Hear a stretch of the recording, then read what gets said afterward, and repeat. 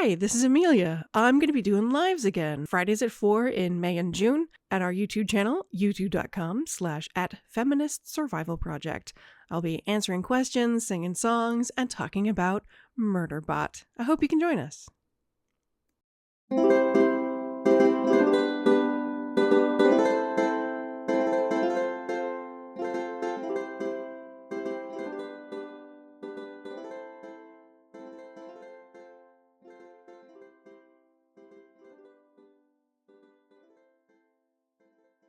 This is our... Before we start talking about our actual topic, I'm not procrastinating, you're procrastinating.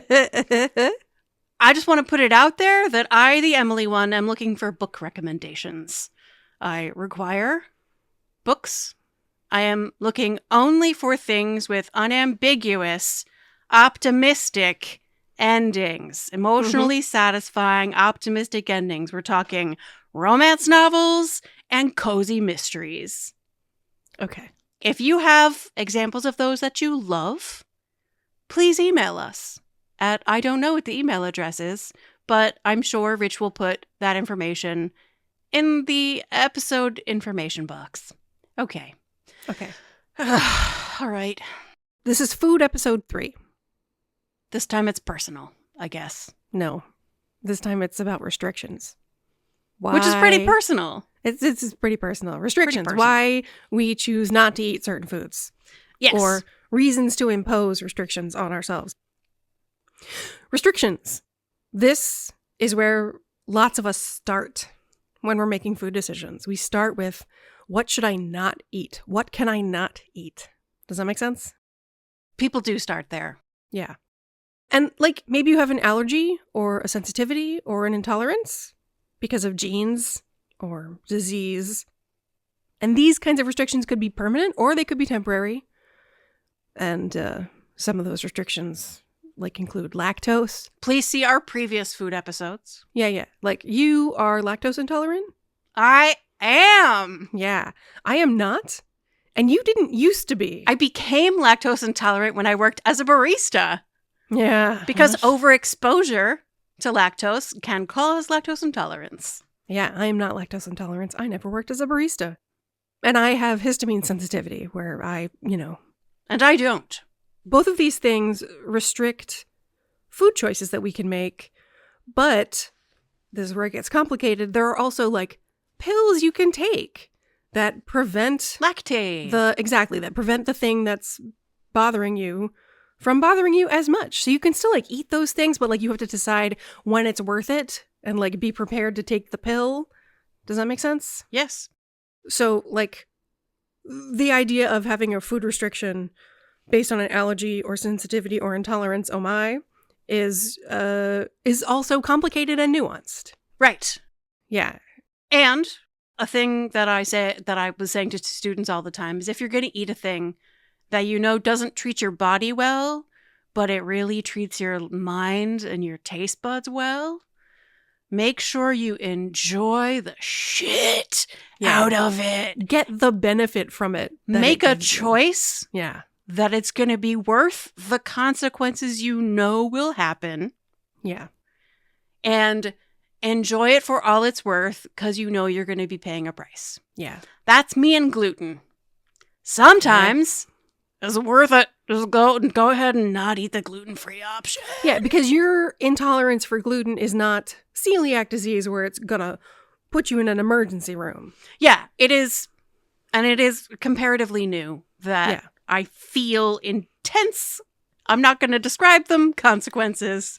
Yeah. It actually dates from the election. So it's absolutely like a stress immune functioning response. Yeah. Yeah, the way my histamine sensitivity has come up. And the last time I had hives was I ate shellfish, high histamine, while drinking martinis, high histamine, on the day that Trump was inaugurated for the first time. I had oysters and martinis. That sounds like you were on vacation too. I was on vacation. I was intentionally avoiding the inauguration. If you're eating shellfish and drinking martinis, you're on vacation. I was on vacation, and we ate at a bar, an oyster bar, on the way to the hotel, and we arrived at the hotel, and I had hives. That's fucking luxurious, though.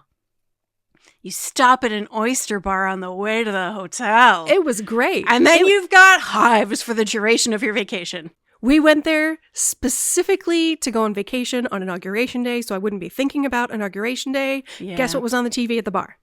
Oh, God. Yeah. So I had hives when I got to the hotel.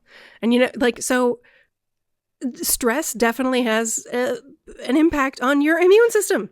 Yeah. Which is what controls your, access to histamines and, the enzymes that break up histamines. Yeah. And one of the things that also makes these kinds of restrictions complicated while you're living in the world is bullshit from skeptics.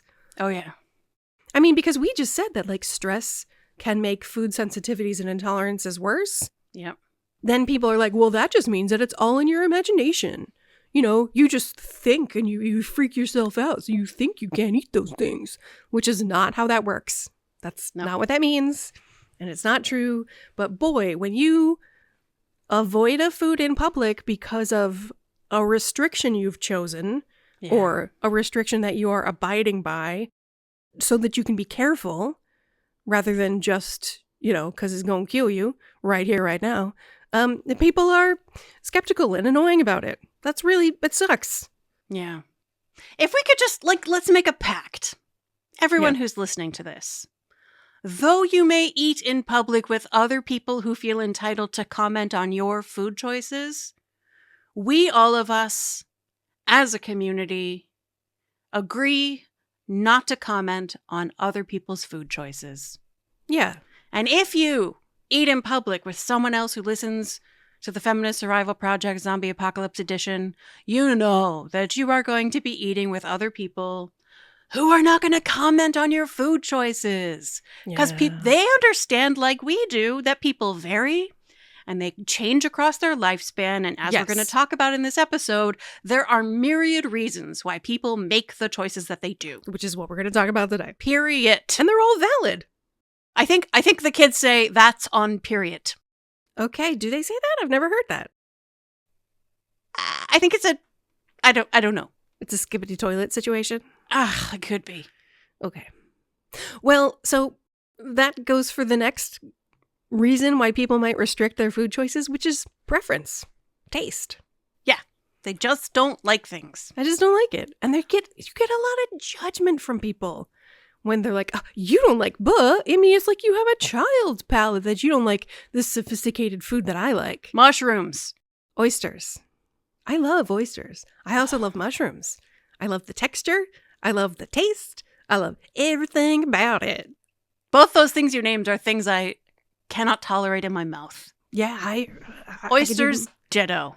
Yeah, man. No, just a blanket no from me. Yeah, dog. And you're fully allowed to not like oysters or mushrooms, and you don't have to. You don't have to.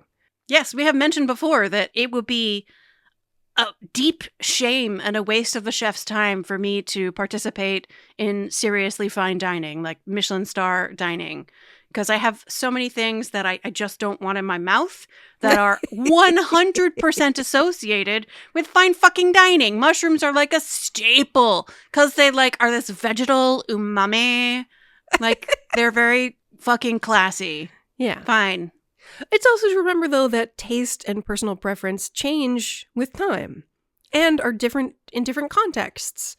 So this is another complex, nuanced. A specific weird thing about me is that if I spend a lot of time around someone who has a food preference, I adopt that. My mushroom thing started from when I was dating somebody who hated mushrooms. Yeah. And I just, my body absorbed it as if it were me.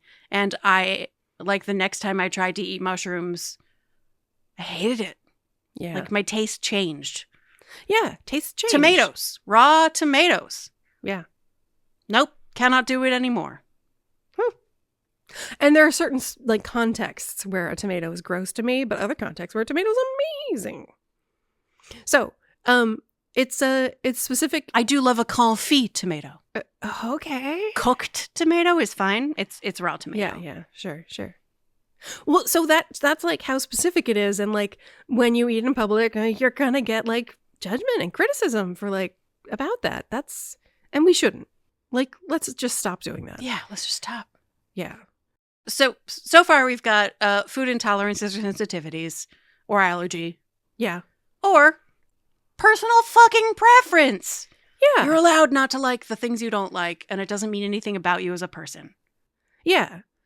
And the next kind of restriction that people choose is like a named commercial diet plan, like Whole30, Weight Watchers, Slim Fast, Atkins, intermittent fasting. You know they just declared bankruptcy, Weight Watchers. Good. They're not closing, they're adapting to the new world of semaglutides. What's a semaglutide? They're the diabetes, heavy air quotes, medications that are used primarily for weight loss. Oh. Ozempic. Yeah, Ozempic. Wegovy. So these kinds of commercial named diet plans, anything that fits in this category are the kinds of external restrictions imposed on you by someone who's telling you, here are the restrictions that you should impose on your eating. They are usually gimmicks to sell subscriptions or books or ultra-processed foods. They are not, I'm going to say, they're not wholly without value. But I'm going to say, there was no one in the world for whom Whole30 is the exact right diet to eat all the time. Right? Anybody who tries Whole30 and like wants to keep doing like the Whole30 plan, they're going to discover that they need to make exceptions. They need to create some wiggle room. And they're not going to stick to those rules all the time. Does that make sense? Yeah, the point of Whole30 is that it's 30 days for you to explore what it feels like to eat this way, and you figure out what you want to reincorporate and what you want to like make gone forever. Yeah. You and I, have been eating basically Atkins keto for 8 years? That it's not true for me. So Atkins keto is about being in ketosis, eating such a low quantity and such a slow digestibility of carbohydrate that you go into ketosis, which is if you want to read about it, you can go right ahead. Yeah. And I eat right down to the edge of ketosis. Right. It turns out ketosis is terrible for me. Yeah. I almost passed out. Yeah. One, on a street in New York City, because my blood pressure was so low, and I was walking in the August heat. I almost passed out. You got to supplement with salt when you're in ketosis. Yeah, I literally was taking salt pills, and not enough of it because you passed out. I almost passed out on a New York City street. I almost passed out. I had black at the edges of my vision while driving. Yeah, that's bad. That was bad. So it turns out that I don't, but I eat right to the edge. Okay, so here's what I'm saying is that this is a valuable starting place to discover what works, to discover what part of this plan you would want to keep and what exceptions you would want to make. Like, we have like a kind of a shortcut name called being on the pony. We call it pony, yeah. Because when you fall off, you have to get back on the pony. Get back on the pony. It's not being on a diet. I got to be on the pony.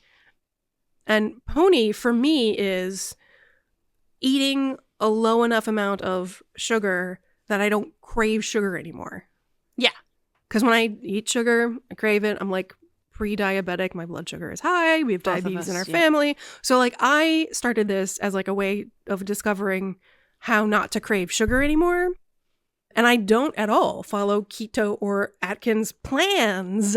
Yeah. But I've been doing this long enough that I know what foods trigger that sugar craving. And I eat those foods several times a month. Can we talk about the origin story of this for you? Yeah. So there was a window of time when you were staying at our house a few nights a week. Yeah. And in order to shorten your commute. Yeah. And you were like prowling the house. You were doing Atkins. And I was like, you don't have any sugar in your house. And I was I was prowling around like a caged tiger. Literally just like opening the fridge and the freezer and the cabinets, just Asking like, where's the sugar? You don't have any sugar at all? And I was like, I have a problem. Yeah, and I was like, does it seem to you like maybe you have a problem? Because you had been telling me about Atkins, and I was like, that sounds like bullshit to me.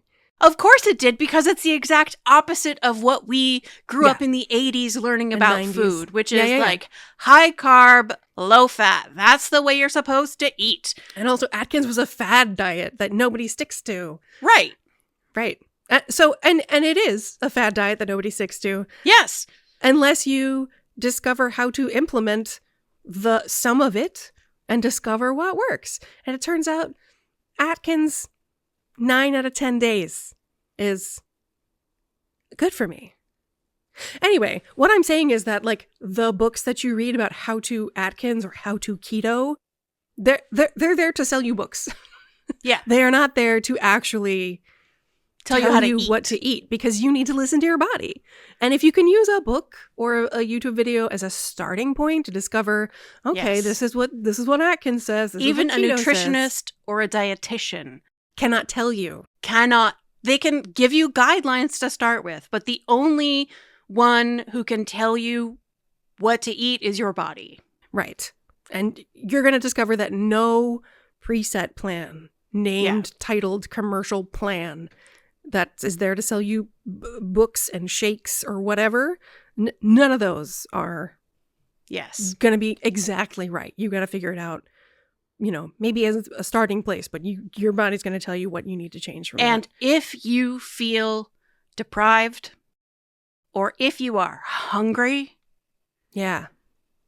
not only are you not going to keep eating that way, you are going to rebound hard in the opposite direction, because that is what restriction does. That's what restriction does. Unless that restriction causes you to feel better. so good. Yeah. Not hungry. Yeah. Hungry means your body is hungry.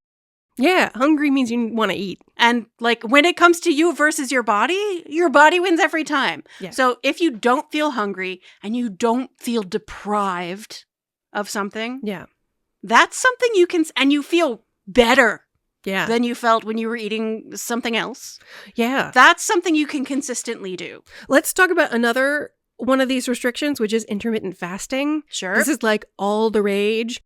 I use intermittent fasting and some extended fasting in order to go into autophagy, which is a state where your cells are like cleaning themselves out at a faster rate. I fast for 24 to 48 hours at least once a month, which is not a thing I recommend anyone else do.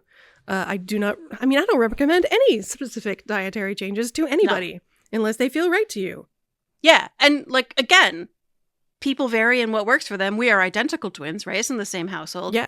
Lower carb consumption feels much better for Amelia than it does for me. Yeah. If I'm in ketosis, not only do I feel terrible and am at risk of passing out in public, possibly while driving a car, also my breath stinks. Which my dental hygienist told me. Oh. That was fun. Oh, yeah. Oh. But like, how kind of her. Yeah, to tell you. Yeah. And it Yeah. should be a professional who tells you rather than a random stranger. So great. Yeah. So great. But also going So back people to vary. yes. Like am I in ketosis? I have used like those strips that you pee on to see if you're in ketosis. And the thing is that the amount of carbs I eat does not necessarily put me in ketosis. It just doesn't trigger the sugar cravings. That's my only goal. Yeah. Is not to have that like blood sugar cycle spike plummet. So you're not actually doing keto. You're just I am not low doing carb. keto. I'm just doing low carb enough that I don't do the blood sugar roller coaster. Yeah. Yeah. And again, we are both sort of in a pre-diabetic situation. Yes. Our genetic heritage indicates that this is a thing we can expect in our lives. Yeah. And you have had success in like getting your blood sugar down to normal. Like your fasting blood sugar Normal. My A1C was normal this year. is no longer pre-diabetic. I have not had that experience, not yet. My most recent fasting blood sugar was 107, though. Oh, yeah. Which my psychiatrist pointed out, and I was like, yeah, I've been on that train for like at least a decade. Yeah. But my A1C was normal a couple of months ago. Yeah, so yeah. like, Yeah. I'm better than I was. Yeah, exactly. 107's pretty good for me. Yeah.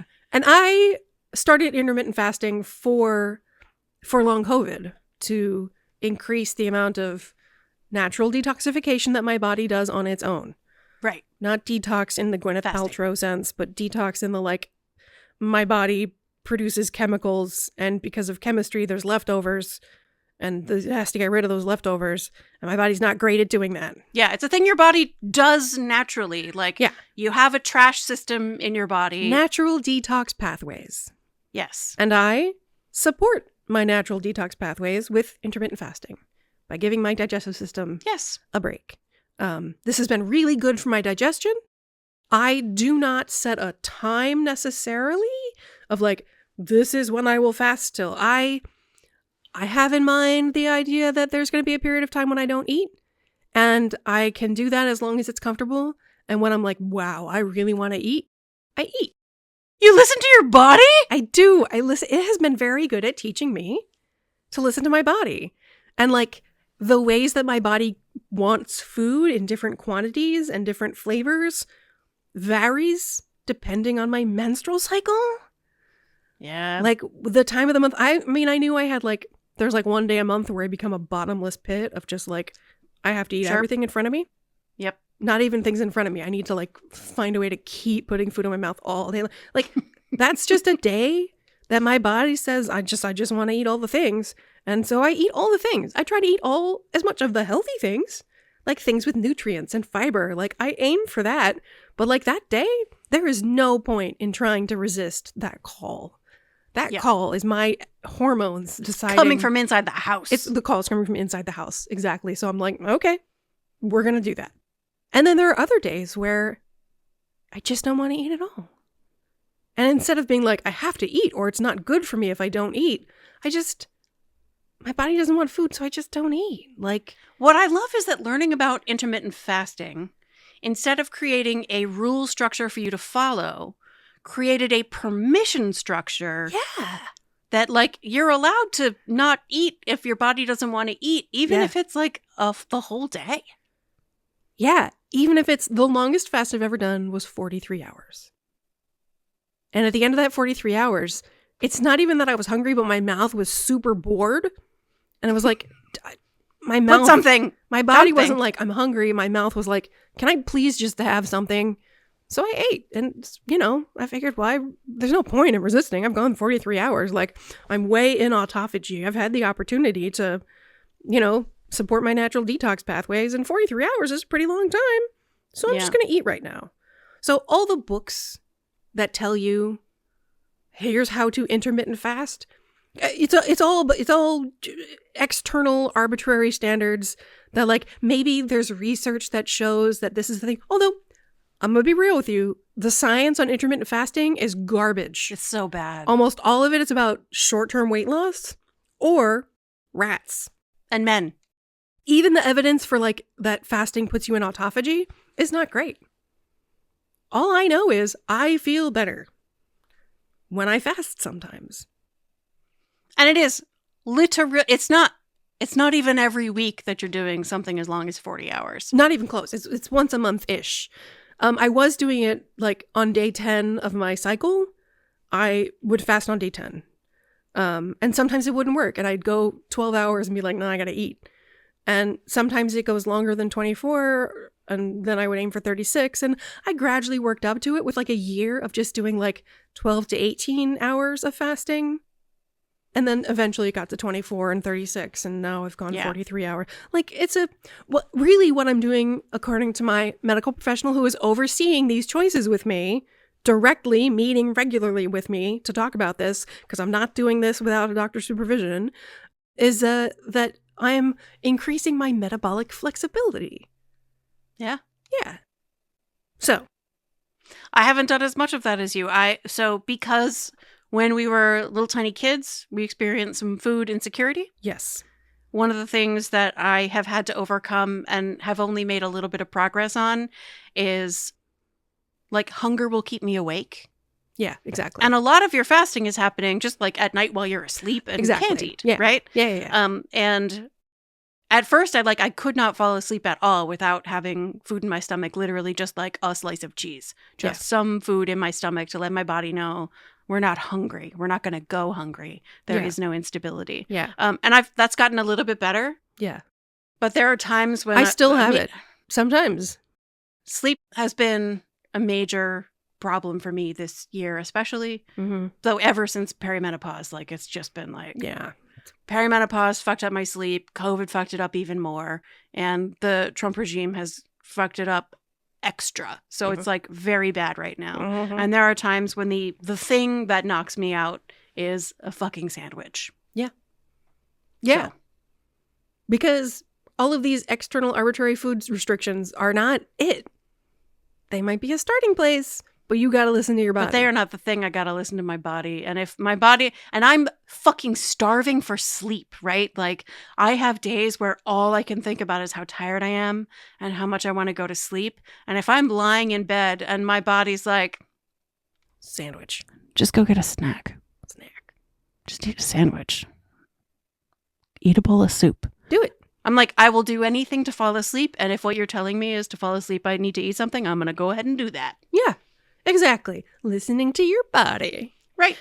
Unfortunately, these like named commercial diet plans market themselves as solutions, the answer. You're going to live this way the rest of your life. You're going to die healthy if you follow this eating plan. Yeah. And that's just not it. I think it's Rob Lowe does commercials for Atkins stuff. Does he? Yeah, it's the dude who played Sam on West Wing. Is that Rob Lowe? Yeah, that's Rob Lowe. Yeah. He's like, it's not a diet, it's a lifestyle. And like he's been doing it for decades or whatever. And like I couldn't live that way. I mean, I know the value that my body puts on having less sugar in it. Absolutely. But like sometimes when I go to Disney World, I'm going to have a damn funnel cake. When I'm on vacation, I want to eat at a fancy restaurant and eat whatever the chef tells me is the most delicious thing he makes. Yeah. You know? So. But also two things. One, it's Rob Lowe's job to have a particular body shape. Yeah. And two, he has the money to afford the expensive, like the cheapest money per calorie in the world is refined carbohydrate. Yeah, it is. Yeah. So unfortunately, these things market themselves as a lifestyle forever. But that's just a lie. And if you want to use these things as a starting place to like learn and discover. Absolutely. But like that is really what they are. But don't expect to do any of it for longer than 30 days for sure. So that's named diets with names. The next restriction that people put on their food choices is lifestyle diets like vegan or vegetarian.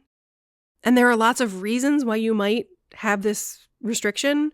There might be ethical choices. It might be environmental ideals. Or there's a joke. What movie is it in? There's a lady who's like, I'm a fruitarian. I only eat fruits and vegetables that have actually fallen from the tree. I remember it, but I don't remember where it's from. Yeah, fruitarian. It's a joke, but it's like a joke based on a real thing of like people making these choices and kind of an implicit judgment because this is a funny character who's ridiculous. You know, joking about how excessive people feel like other people's choices are. And you can absolutely live forever as a vegan or a vegetarian. I think that these restrictions are, I mean, you can also sell cookbooks and, you know, other books, but like this is far less about selling, you know, shakes, you know, shelf-stable milk-based non-dairy or whatever, like breakfast shakes or meal replacement the marketing comes after people have made the choice. Right. Because people are not making this choice to lose weight, as is so often when people follow a brand name diet. Exactly. Yeah. They're making like a moral choice or ethical or environmental, like some reason. Trixie Mattel, the drag queen, has been a vegetarian since she was 9. Yeah. And these are actually... You can literally live your whole life never eating meat. I put these in the category called lifestyle diets because these are actually plans for eating that you could actually eat your whole life and have it be realistic. My stepdaughter has been a vegetarian since she was a teenager, and when she comes for Thanksgiving, everything I make is vegetarian except the turkey, so that she can eat anything, but we also have turkey. But like my stepson is also... How do you make vegetarian gravy? You use a vegetarian stock, or I use Better Than Bouillon because it has a lot of MSG in it. So it tastes meaty. Yeah, so you like fry some onions, roast some vegetables, put them in a pan, and then make the roux, and then add the Better Than Bouillon and water. Yeah. And then you can just use that liquid that comes off as like a thickened gravy with like maybe some wine or whatever. Or you can... Do you also make turkey gravy though? I also make, of course I make turkey, and I make much more turkey gravy than veggie gravy. Because it's more delicious and more of the people eat it. Everybody has the turkey gravy except Sarah. And I've been teaching her to make the veggie gravy, like so that she knows how to make veggie gravy for herself, and that can be the thing she makes for Thanksgiving. Anyway, or you can take the whole thing and put it in a blender and use the bulk of the vegetables to create more thickness. Yeah. I prefer not doing that, but she prefers having the thickness of the vegetables all blended up. Yeah. So yeah, you can make veggie gravy. I feel like that would make it so sweet. It's no, because it's mostly onion. I mean, it makes it starchier, but not really sweeter. Okay. Because I mean, the flavor is already in there from. But like carrots and onions are pretty darn sweet. I don't use carrots. Okay. Onions, maybe garlic. Okay. Maybe celery that has been cooked with the turkey. And again, people are making that choice. Sometimes it's for nutritional reasons. Often it's for ethical, like animal rights reasons. Yeah. It can be there's a lot of environmental reasons. Yes. To eat not meat. Meat is bad for the environment. Yep. It's far more impactful than a vegetable. And there's people like me who we just make like the happiest meat choices we can make. Like the local eggs that come with a note from the chickens. Right, the eggs that come from the lady telling us about their street. favorite hobbies. Yeah. So then let's talk about the ethical choices that maybe you don't follow like a particular lifestyle diet, like veganism or vegetarianism. Like maybe you eat meat because you've decided that for your well-being. It's true that meat has different kinds of nutrition that you cannot get from a vegetable. Yeah, meat makes my body really happy. And people who really need that particular kind of health support need to eat meat to feel their best. I mean, humans evolved as omnivores and eating everything, and the variety of humans exist that some of them can't get by as well without eating meat. So then you got to make a bunch of choices. Now, a number one reason you might make a choice about the food you choose is money. Yeah. It's expensive to eat more ethical foods. Yeah.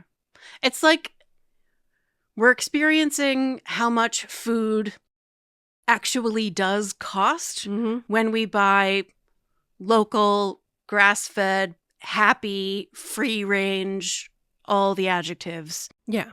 Certified humane. Yeah, so actually let's break these down. We're paying how much it actually costs as opposed to not paying because the government is subsidizing something. Exactly. Yeah. So one of the choices, so after money, like maybe you just are buying the most affordable, lowest cost per unit price. If that's your thing, because you gotta, I shop that way for, honestly, until we made the book deal with Burnout. Yeah. We got the first advance payment. Yeah. And I bought the fancy mayonnaise. And I think I texted you. I'm not buying the least expensive mayonnaise. I'm buying the good mayonnaise. And it felt so special. Yeah. Man, when you've been poor or broke your whole life and suddenly you're like financially stable and have the opportunity.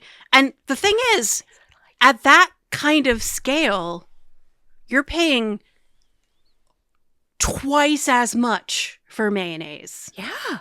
I mean, it's a couple of dollars. I had this experience with mustard. Yeah. Of like buying the generic low unit price. And yeah, it only costs $4 to get the nice mustard, as opposed to $1. Yeah. You are paying Yeah. quadruple. Like the percentage that you're paying extra is nuts. I remember getting so angry with Rich about mustard. I wrote about it in my writing group. Yeah. I wrote an essay about my fears around money and the cost of this mustard, Yeah. and how I recognized it wasn't actually a big deal, but like my whole body reacted to the cost of this mustard. I dated a boy back in the 90s who we were in the grocery store, and we needed grape jelly, and he reached up for the Welch's, and I was like, no, the generic's right there. And look, it's like a third of the price. And he's like, I like this kind. And I was like, they taste the same. And we had a fight in the grocery store because I was like, how could you even consider buying? Because he grew up, both his parents were doctors, were medical professionals. I mean, had doctorates, were MDs in Alabama. So like, he had money his whole life. Not 1% money, but like, he had Welch's money. Welch's money. I couldn't even conceive of Welch's money. And I thought, even if I had Welch's money, I would not buy Welch's. Because, no. The way you keep Welch's money is by not buying Welch's. Yes. Yes. But here's what I just did. Literally yesterday. Malin put pretzels on the grocery list. And I know he likes the Dots pretzels with like the little flavorful coating powder on them. But the cheap grocery store brand plain pretzels were $2.50. And the Dots pretzels were $6.30. And I texted him. The regular pretzels are $2.50. The ones you like are $6.30. Which ones should I buy? And I assumed he was going to be like, oh yeah, just get the plain ones, obviously. He went, well, I know we both like the flavored ones. And I was shocked. And I was like, do we like them 2.5 times better? And he's like, well, whatever. I'm sure we'll eat whatever you get. And the thing is, we have in the past not eaten pretzels for so long that they sat in the pantry and went stale. And I was like, I guess I'm buying the Dots. I guess I'm buying the $6.30 bag of pretzels. That's the choice I'm making. You got Dots money. I got Dots money. You got $4 extra for pretzels. And to make like, sure that we actually eat the pretzels we buy. One day we should have Mom on to talk about what it was like to grocery shop when we were little kids. Because she would go in with like precise down to the penny budget. Yeah. As I have done in the past. Yes, indeed. But now I've got Dots money. Anyway. And I think there's a lot of value in knowing how to shop down to the penny to a budget, especially when you're feeding lots of kids and adults. Yeah. And you need to be making choices. Yeah. Pasta and rice. We drank powdered milk. We drank powdered milk. Until middle school. Yeah. And that's a choice you make when you got a budget down to the penny. I now use powdered milk, full fat, because we didn't even drink full fat powdered milk. We drank skim powdered milk. I now use full fat powdered milk in my baths. Oh! And you know what? Like the price I have calculated this price. The price of powdered milk per ounce compared to regular milk is about the same. It's about the same. It's about the same. That might be different now than it was before. I think dairy subsidies are different now than they were then. Yeah. No, I think so too. But like today, the cost of powdered milk and regular milk are about the same. Yeah. And when we drank milk, we drank skim milk. So powdered milk is more highly processed, yes. But it is shelf stable and lasts longer, so you're less likely to go bad and then waste it. So, you got to weigh a bunch of things. Speaking of the things that you weigh. Yeah, and pretty much every night somebody would spill a whole glass of powdered milk Right. on the tablecloth, so we were wasting it anyway. Mom always joked that, like, it was our passive-aggressive protest. Does she do that joke? Yeah. I mean, it was gross. No, it did not taste good. Yeah. It had little, like, chunks in it, too. I remember, like, mixing with a whisk the powder into the water. We need to not talk about powdered milk so much, yeah. Yeah. Anyway, that's among the choices you make, is the cost of a thing and weighing whether it's going to go to waste versus if you're going to spend more money to the thing that you're definitely going to actually Buying a eat. smaller container. Yeah. Even though the unit price is higher, but we're going to use the whole thing before it goes bad. That is very hard for me. Yeah. To this Me day, too. it's very hard for me. More kinds of choices that you're going to make might be about the welfare of animals. You might think that it's just fine to kill an animal and eat it, or you might not.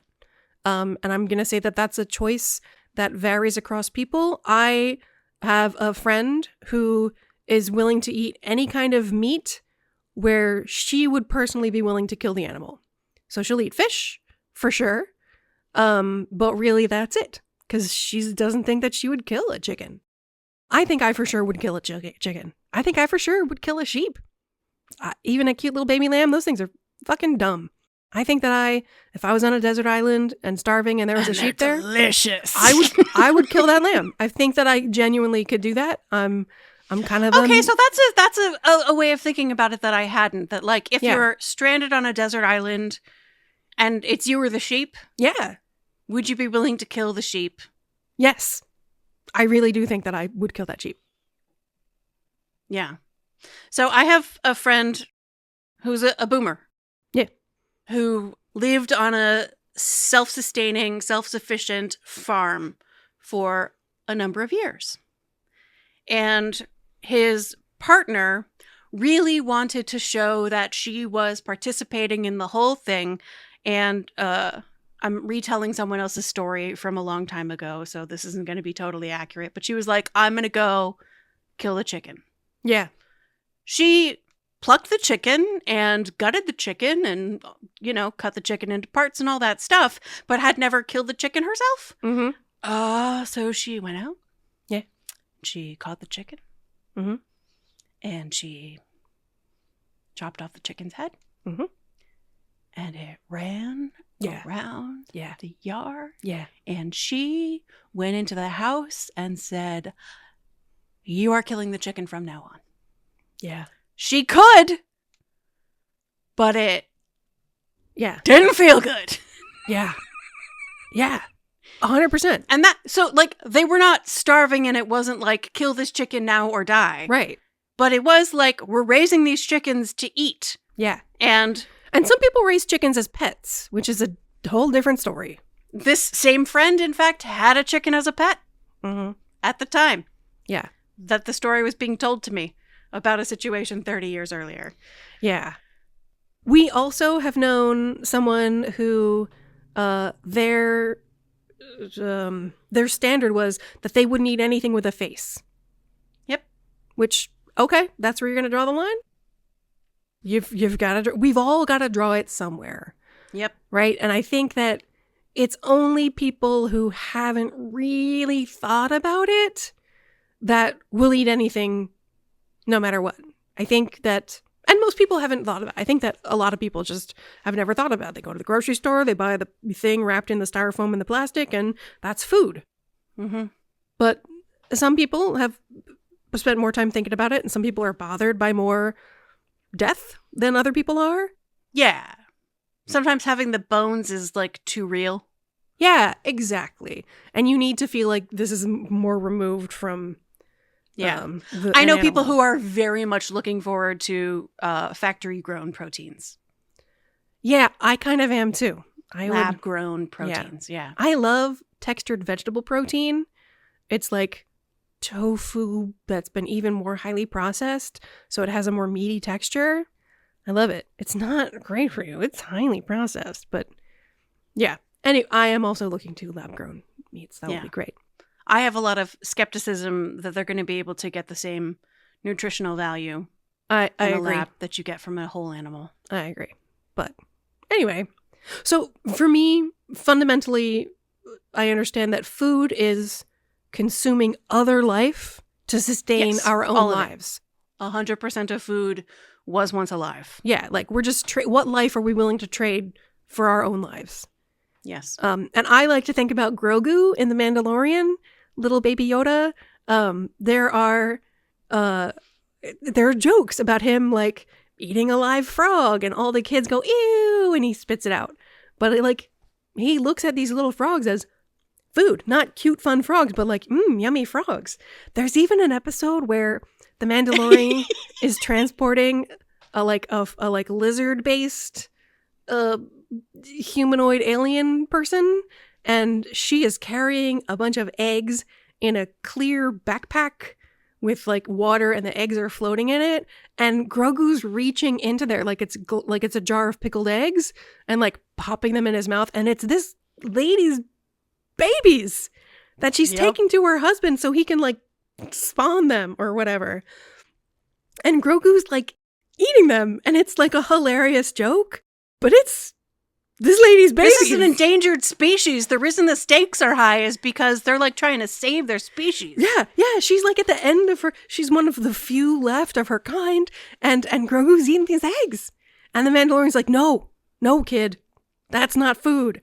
But like the end of the episode, he's popping one of those things in his mouth, and it's funny and gross. But like, I love the like. I enjoy the ethical question of like, is it where in this fantasy world does a creature draw the line at what's acceptable to eat when it's a baby and it may or may not know any better. Anyway, I thought that was a funny example of like, where do we draw the line? A funny example. What life do we trade for our own lives? So some of the restrictions that we impose on our food choices are related to ethics and protecting the environment and the environment's welfare. Coming next. We're going to talk about environment Let's next. talk about the environment then. Yeah.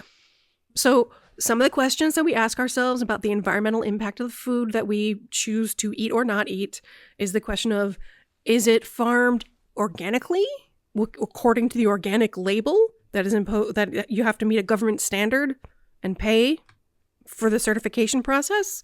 Or do we go ahead and eat food that is raised industrially? And like food that is raised organically, the soil is not supplemented with nutrients, but it's growing in soil that has been depleted of nutrients. So industrialized farming often results in produce that is actually a higher nutrient content because it's artificially supplemented from soil that has been depleted. So like, that's an environmental choice that you're making. If food's going to be used like pesticides, that's bad for the environment, but it might be more nutritious. So organic versus industrial. And also, do you want to consume the pesticides? You're really Right. only consuming the pesticides if you eat the whole skin thing. of the produce, like Right. berries. Grapes. Yeah. Or like leafy greens where you eat the whole thing. Right. Yeah. Or brassicas, I guess, because those are different from leafy greens. From leafy greens. Yeah. Another question about the environmental impact is like the pollution from both doing the farming and doing the harvesting and the processing, and also shipping it to you, the consumer. So like, Right. More environmental. you were talking before about like how it might be less environmentally impactful to buy an apple that's been shipped from California than one that's been grown at a farm down the street, depending on a lot of variety of So factors. many variables. Yeah. Right. There's also the question of packaging. To which the answer is just do your best. Do your best. Yeah, do the yeah, best you can. Yeah.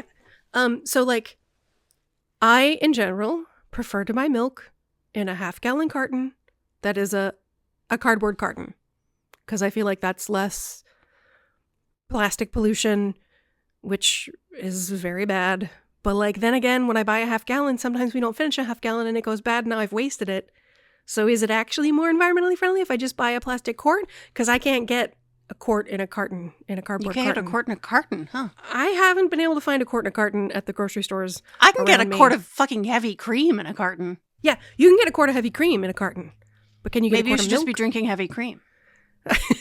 Believe me, because I do the keto Atkins low sugar thing, I consume my fair share of heavy cream and half in place of milk, but like sometimes you just need milk. And also Malin drinks milk, so like I'm not the only person in the household for whom I'm buying dairy products. So getting a thing, so the packaging is a question. Is it available? Which is less wasteful, depending on if I can consume the quantity that's, and also it's less expensive to buy larger quantities per unit We are price. frankly more likely to waste food if we cannot see through the container of how much there is. Yeah. Yeah, and that's the difference of, you don't, I think, do dairy in your house, right? Except for heavy cream. Except for heavy cream, yeah. So, and that doesn't come in a clear container. Every cheese. All cheeses, cheese. Because cheese is worth it. Cheese is delicious, and it doesn't activate my lactose intolerance. Yeah. So there's the organic, industrialized practices, pollution, packaging, transportation. All of these are environmental impacts of different ways of producing food that you need to balance and just make the best choice you can. That was all I could think of for environmentally. You got anything else? Just that the less environmentally impactful choices are almost always more expensive. Yeah. Which is why I started with money.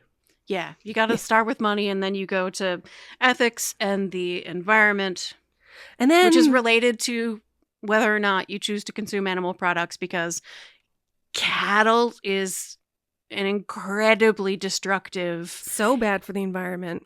Also, monocultures are incredibly bad for the environment. But they're so amount efficient of corn to grow and wheat. so They're much. so efficient. So it it's is so much cheap cheaper just to yeah. grow vast acres of one species of plant. Yeah. And it's so depleting to the soil. Yeah. And the last ethical choice... choice... And it is an invitation for pests. Yeah. And so that's why pesticide is necessary when you're growing food in a monoculture. Yeah. Yeah. So the last ethical choice is the question of worker safety. Like, is there slave labor involved in the production of my food? Which almost all chocolate is produced using slave labor. Almost all. Yep. Yeah. You have to get some very specific brands. Tony Maloney, basically. Yeah. They do their fucking best. They cannot guarantee that it's slave labor free, but they really try. And they document and make transparent what their supply chain is like, which Nestle actively hides their supply chain because they don't want to know. Yeah. And they don't want you to know. Yeah. So slave labor, but also working conditions. They want their bag of Halloween candy to be the most affordable and attractive bag of Halloween candy. They're not going to talk to you about the potential slave labor. The likely slave labor. Yeah. Yeah. So working conditions, even if laborers are paid, how many hours they've required to work, what are their living conditions like? Because a lot of migrant workers live on the farm, and are they actually living in air conditioning out in this hot, sunny place? Yeah. And then there's the working conditions also of like the store you choose to buy from. Right. I shop at Stop and Shop, which is the, New England, whatever brand of whatever it is, because they have a union. I used to shop at Big Y, but then Big Y did like they tried to unionize at Big Y, and they did like anti-union stuff. And I was like, oh, never mind, Big Y. You'll never see me again. So Stop and Shop. In Massachusetts and a lot of other states, there's a law that says that you can hire disabled people at a reduced wage, at a sub-minimum wage, with the idea that like, especially developmentally disabled people who may need like a lot of support, or they may need, special work circumstances in order to be able to like have a purpose in their life and contribute to the community and feel like they're doing something. This is a law that exists in Massachusetts that you're allowed to hire. You need like a special license and a special like thing, but I think it's wrong and bad and exploitative. I think if you're going to hire a worker, you should pay them minimum wage, at least, probably more. I think you should pay them a living wage, actually. So like there's the co-op farm here nearest me on the Cape is called Capabilities Farm. Capabilities. Oh, no. Get it? Oh, no. And they make a big deal on their website about how they provide jobs for disabled people, for the development of disabled people. And like, this is all the happy disabled people who work here. And I was like, oh, are you paying them sub-minimum wage? Because like they're a co-op who sell locally grown food. They special in like Cape Cod produced honey and alcohols and fish that's caught locally. Like that's what they sell, is like really great local. They have the eggs with the note from the chickens, right? Yeah. That's what they sell there. Yay, great. But I could find nowhere on their website that said whether or not they pay a living wage to their disabled employees. Well, undocumented migrant workers Yes. are almost never paid minimum wage either. Well, exactly. But I mean, there are ways that this is the law. Yeah. They're not violating any laws or paying anybody under the table. This is fully legal. I'm not sure that that's what Capabilities does. I have not called them to ask specifically, but I know that it's legal to do this in Massachusetts, and this is like a fundamental part of their business structure. Yeah. And again, the amount you pay for food is shaped by how much the labor is paid. The most expensive part of food production. And food gets real expensive fast when the people who grow and pick your food are paid a living wage. Yeah.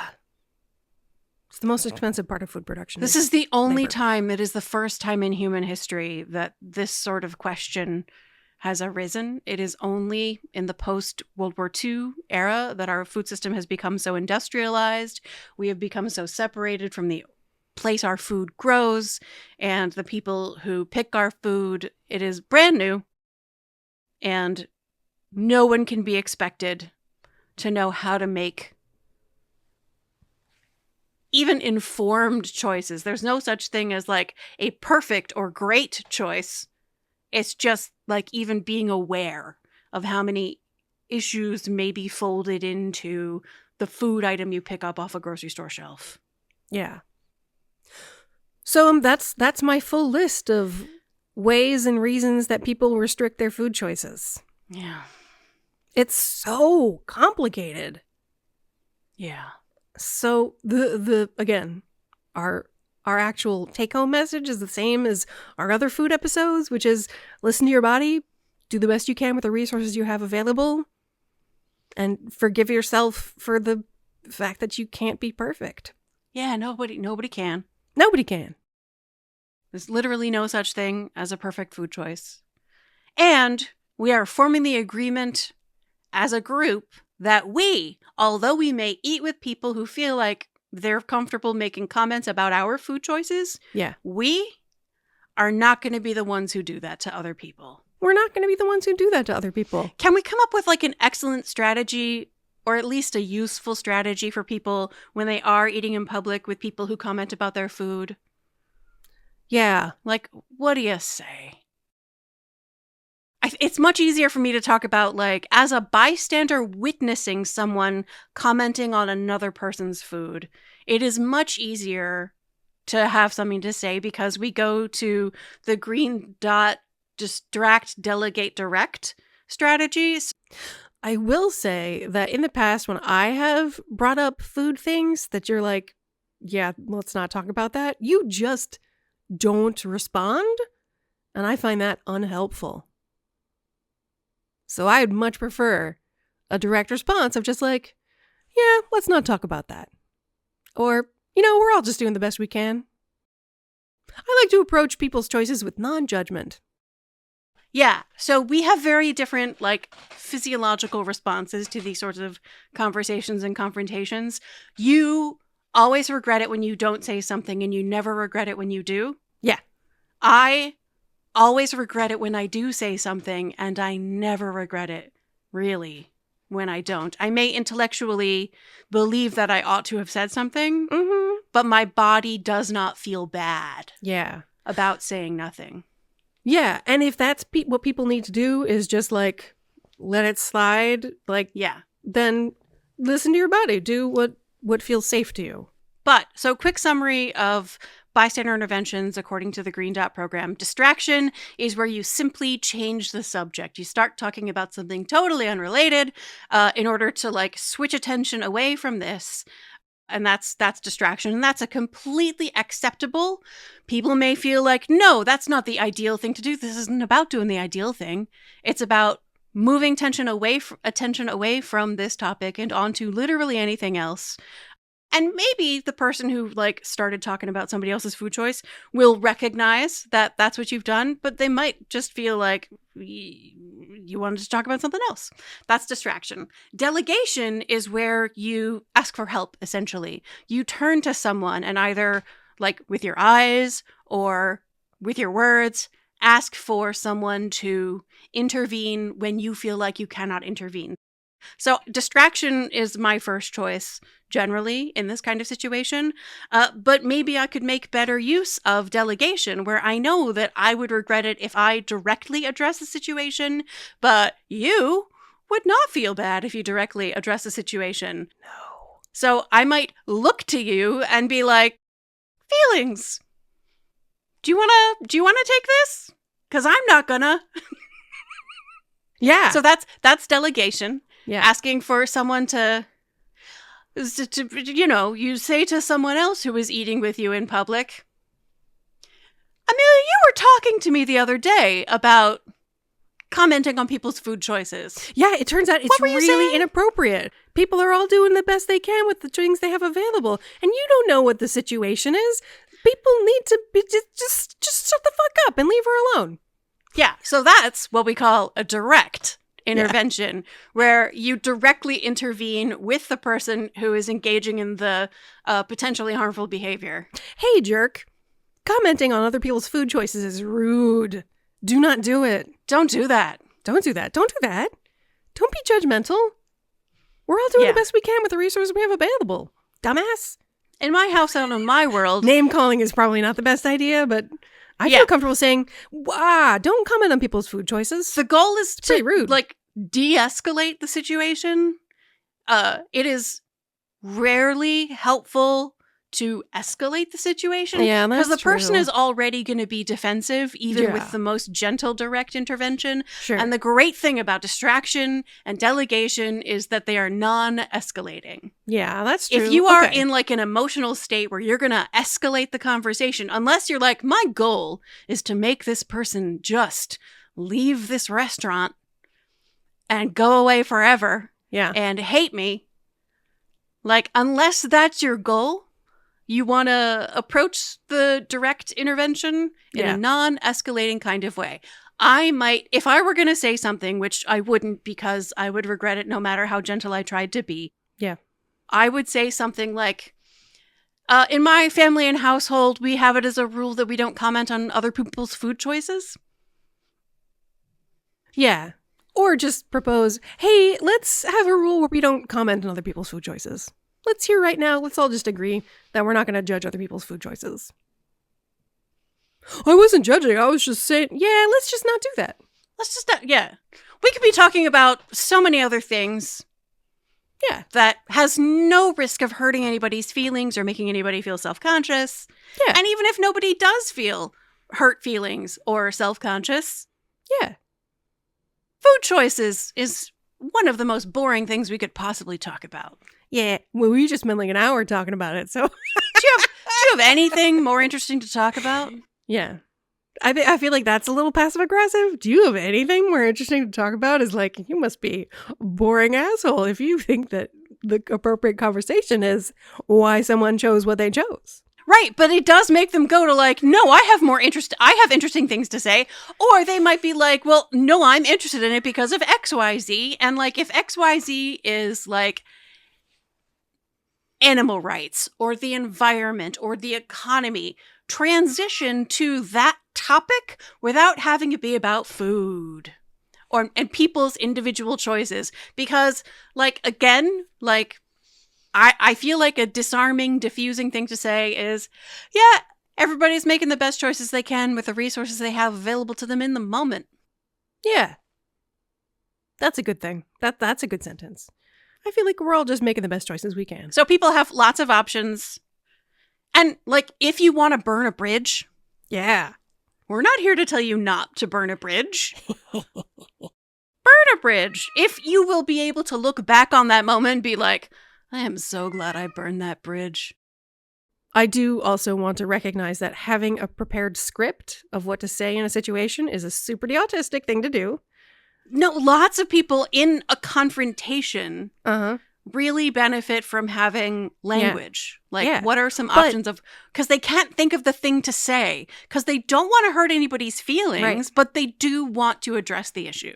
But the skill we have developed as autistic people of preparing scripts is a useful skill to have that other people might not have learned to do.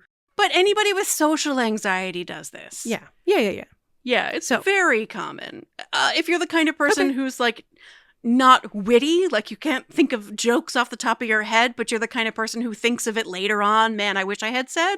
Yeah. Plan what you would wish you had said in advance. Yeah. So plan to have the conversation. So really what we're adding to this is, in addition to make the best choices you can, and you're absolutely allowed to try restrictions on your food to find out what works for you, and recognize that because we're all making the best choices we can with the resources we have available, as your resources change, either your financial circumstances improve, as ours did over the course of our lives, or they worsen, as they're going to for... sadly, a bunch of people probably over the course of the next 6 months, if not year. Just be responsive to the change in circumstances. Develop the skill of making choices flexibly. And you don't have to judge yourself in the same way that you don't have to judge anybody else. We are all doing our best. Yeah. If you wish everybody would be vegetarian because it's better for the earth and for the animals, you can have that wish. Yeah. And I'm telling you, I make the most ethical meat choices that I can, and my body feels so much better when I consume animals. I think that when people have the instinct to judge someone for what they eat, it's because they have these false beliefs that there's one kind of way of eating that applies to everyone. They think, well, everyone can be a vegetarian, anyone could be vegan, anyone can avoid meat. Well, that's just not true. Anyone can avoid carbs. No, that's just not true. Anyone can avoid processed foods. No, that's just not true. It's never true. It's never true that everyone could do what you do or what you think is best. So don't tell them that they should. Don't act and it's like... never true that what's best for you and whatever's best for you, do that. Do that. But it's never true that what's best for you is also what's true for anyone else. Nobody else. We're literally identical twins. Yeah. Raised in the same household. What's and best different for me? Choices. Not best for you. No. I can't eat spinach. You love spinach. I I have to take a pill to eat spinach. You have to take a pill to eat dairy. Yeah. And I'd rather not. Yeah. I wish there were a pill I could take to eat gluten. That would be nice. It would. You know what I miss? Bread? Pizza. Yeah, there's no gluten-free crust. No replacement. That's like a sourdough crust. Because the point of pizza crust is gluten. Is the gluten development. Yeah. That gives you the chewy... You're supposed to knead it for like 10 minutes. Yeah. It's like the opposite of all other flour-based things. Yeah. Yeah. But sometimes it's worth it and I'm willing to pay the price. There's a place on Cape Cod that has the best sourdough crust pizza. It is the best crust. It's the crust that, like, you eat the crust. Even if you're not like a crust eater, this crust is so bubbly and crisp and flavorful. It's called Moto Pizza. There's like 3 locations on Cape Cod. Highly recommend. # not sponsored. Because we'll never be sponsored by anyone ever. Who the hell would sponsor us? And I already have Dot's money, so we're not looking for it. We don't need any money beyond Dot's money. Yeah. Or in my case, it's Annie's mustard money. Annie's mustard. Fancy. Fancy. She's got that Annie's mustard money. Yeah. I bought dots and they weren't even on sale. They weren't even on sale? No, they weren't on sale. Oh, there's good news about Polar. Yeah. They changed the lining of their cans and they no longer have forever chemicals, so you can buy Polar again. Nice. Yeah. That's That much changed in cheaper. 2024. Oh, great. That's good Yeah. news. Because I'm it's gonna less save money expensive on than something. LaCroix. It is less expensive than LaCroix, which is... Rich tries to buy it on sale, but it's still 50 cents a can. For And I drink 10 a day. Yeah, yes. You spent a lot of money on water. $5 on LaCroix. Yeah.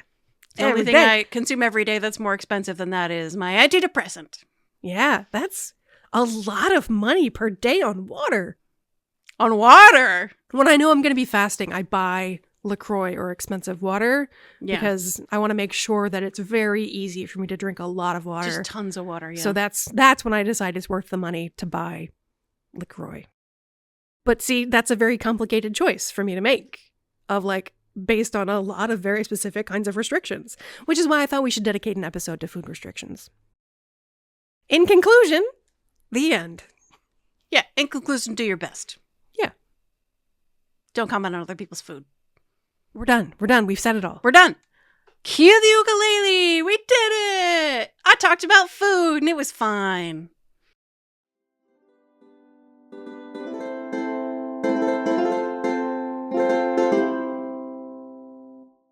And, like, if you want to burn a bridge, Yeah.